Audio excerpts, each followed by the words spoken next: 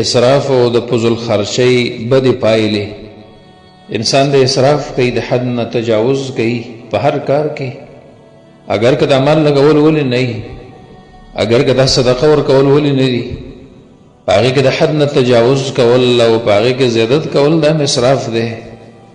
یا مال په داسې ځایونو کې لګول چې دغه ځای د مال مناسب نه دی، دې ته فضل خرچي ویلی شي.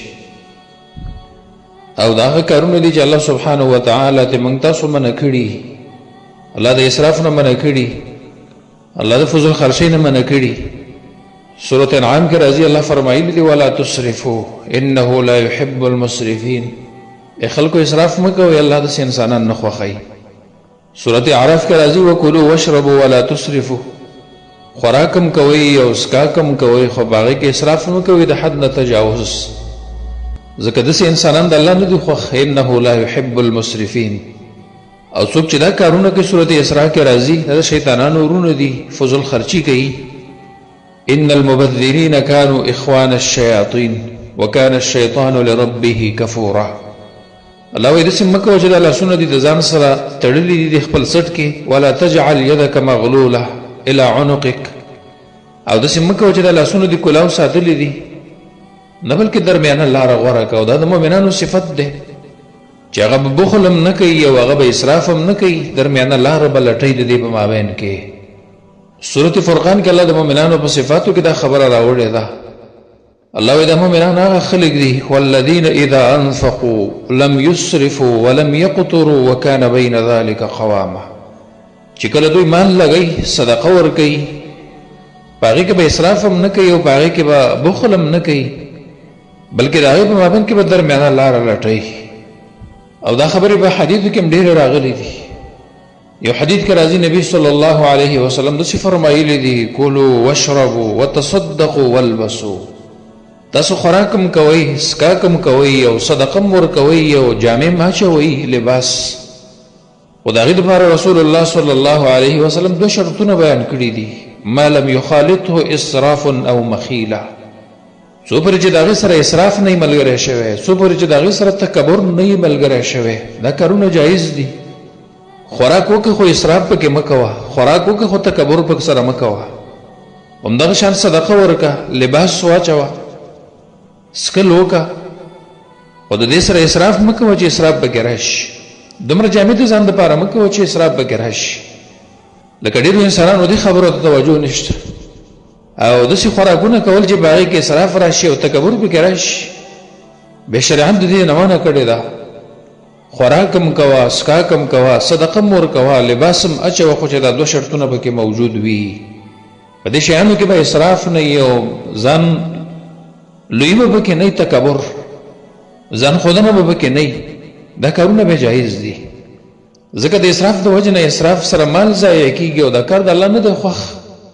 نبی صلی الله علیه وسلم یو حدیث کې راځي فرمایلی دي ان الله یرضى لکم ثلاثا. الله ستاسو دپاره درې کارونه خوښوي. ویکره لکم ثلاثا، او درې کارونه ستاسو دپاره بد ګڼي. په هغه بد ګڼلو کې یو کار دا دی، حدیث کې راځي واضاعة المال، چې سړی رالګېږي او مال ضایع کوي. دا عمل د الله سبحانه وتعالی نه دی خوښ. مال په داسې ځایونو کې لګوي چې دا ځای مناسب نه دی.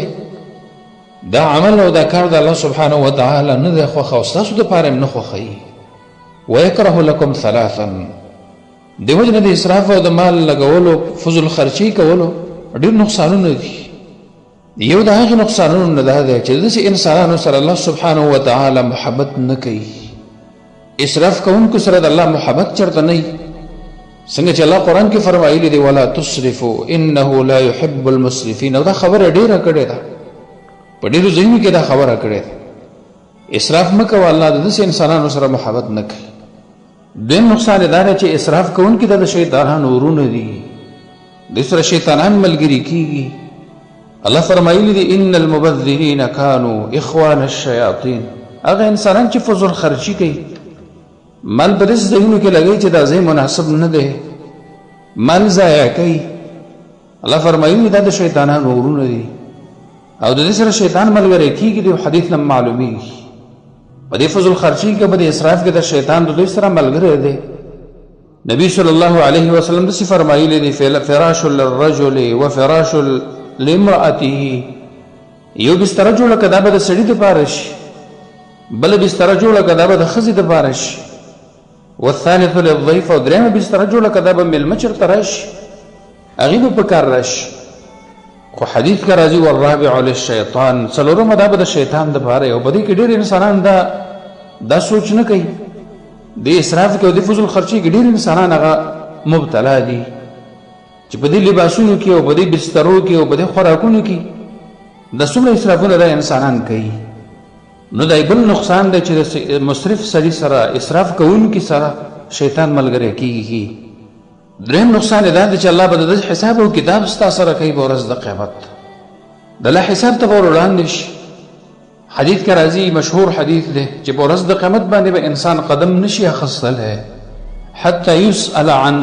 5 تر دې چې الله د 5 خبرو دنه تپوس نه کړي بعضې روایتونو کې 4 راځي الله به د 4 خبرو جواب ورکوي او یا د 5 خبرو جواب به ورکوي د هغې نه وروسته به مخکې ځي یو په هغې حدیث کې دا راځي وعن ماله من أين اکتسبه وفيما انفقه انسان چې دا مال دې په څه طریقه باندې حاصل کړی دا دې څنګه ګټلی و بیا دې په څه طریقه باندې لګولی و په څه کې دې لګولی و په دې باندې تا کوم کارونه کړي دي په دې مال باندې وفيما انفقه او د ډېرو انسانانو سره دا سوچ نشته وایي بس ته دنیا زندګي د راشه دا به ځان له ښایسته کړه اخرت به ته نه لګي په دې کورونو کې د انسانانو اسراف وګوره او په دې مالونو کې وګوره او په دې ګاړو کې او په دې لباسونو کې وګوره ورځ د قیامت شته دی والله سبحانه وتعالی به د دې ټولو خبرو تا نه تپوس کوي دا مال دې په څه طریقه باندې حاصل کړی دی او په څه کې دې لګولی دی انسان به د خپل زړه خبرې نه مني